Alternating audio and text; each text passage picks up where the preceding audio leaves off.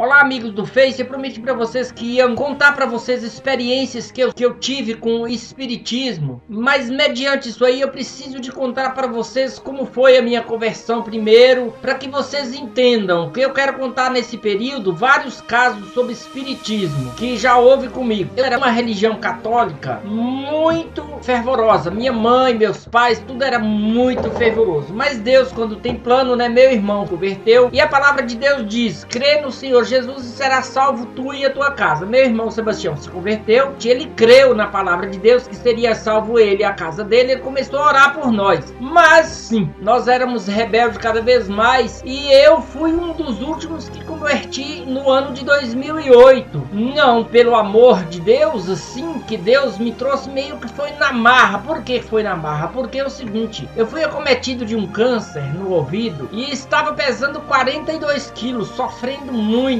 doía demais, vinha furca, via aquela salmoura escorrendo, fedida, caindo do ouvido, não podia tampar que saía pela garganta, não podia destampar que vivia caindo e os bichos começavam assim, em volta, sabe? Era muito sofrimento. Mas um dia, meu irmão pregava e eu comecei a acreditar em Deus e pedi a Deus que desse uma saída para mim. Quando de repente entrei numa igreja, cheguei na porta de uma igreja, tava o pessoal orando lá, um tal irmão chamado irmão Osvaldo orando, com umas irmãs lá.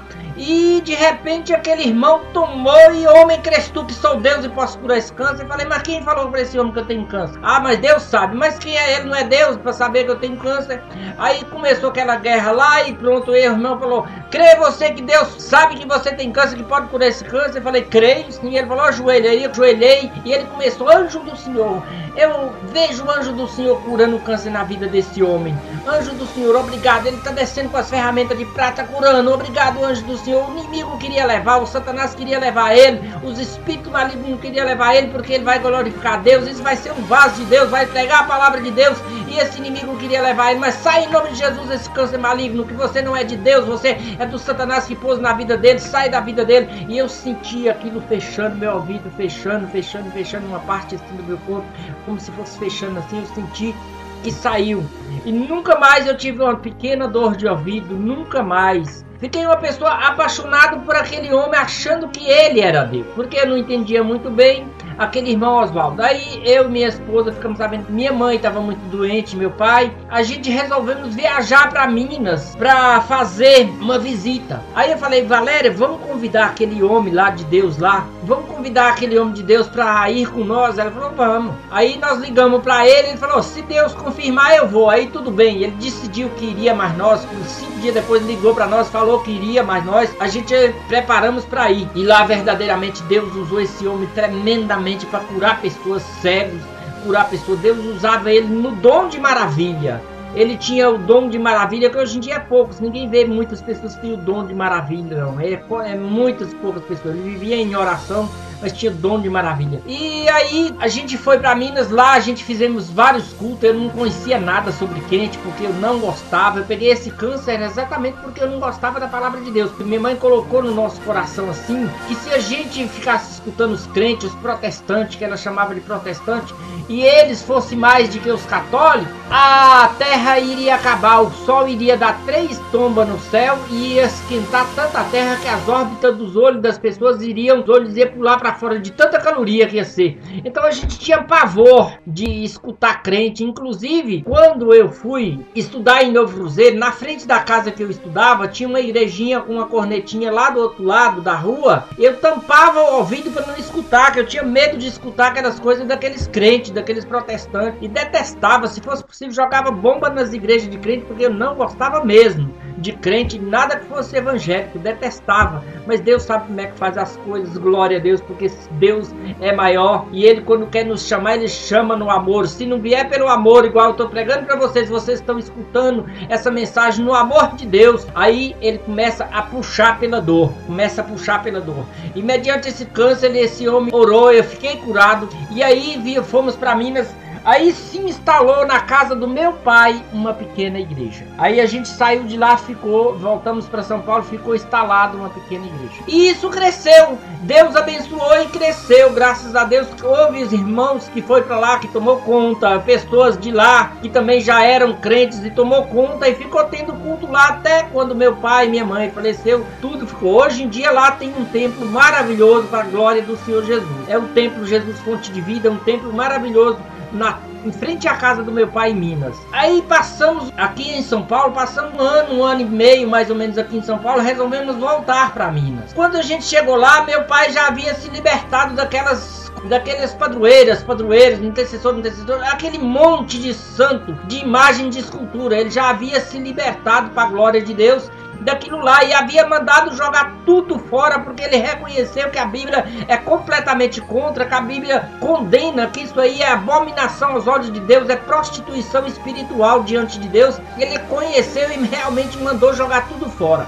Mas sim, por que eu quero que você entenda, que eu quero começar a ir contando. Aí a gente chegou, ficaram sabendo em Novo Cruzeiro que a gente havia chegado lá, que a gente havia convertido, os crentes são assim. Aí no domingo que havia um culto, chegou bastante pessoas de Novo Cruzeiro, pessoas que a gente nem conhecia e que eram irmãos. Ah, vocês se converteram, que bênção. E no meio do povo de Deus, o Espírito Santo de Deus, ele trabalha como ele quer, trabalha da maneira dele, ele vê tudo, ele faz tudo. E de repente a gente ali naquele culto, Deus toma de repente uma irmãzinha ali e aquela irmã começa a sapatear, sapatear.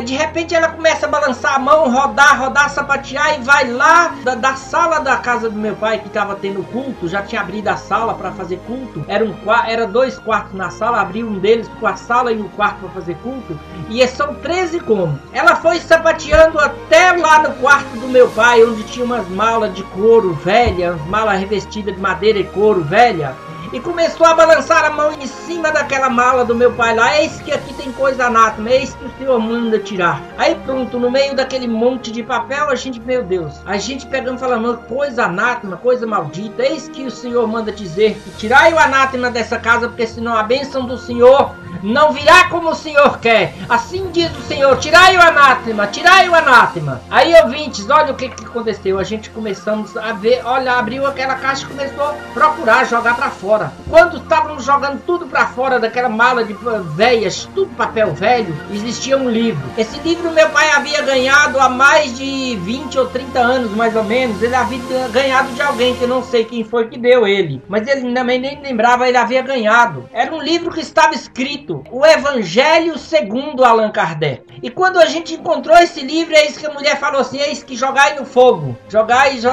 no fogo. A gente foi, jogou aquele livro no fogo, pegou fogo, graças a Deus, e queimou. E a gente reconhecemos então que verdadeiramente aquilo era anátema, amaldiçoado aos olhos de Deus. O que a palavra de Deus nos diz? Eu quero que você entenda, primeiramente, sabemos que a Bíblia Sagrada, a profecia, segundo Pedro 1:20 e 21, sabendo primeiramente que a Bíblia Sagrada, a Escritura, não é de particular interpretação, que ela se renova, as pessoas entendem de uma maneira, ela na realidade é renovada, porque a profecia nunca foi produzida por vontade de homem algum, mas os homens santos de Deus falaram inspirado pelo poder do Espírito Santo de Deus.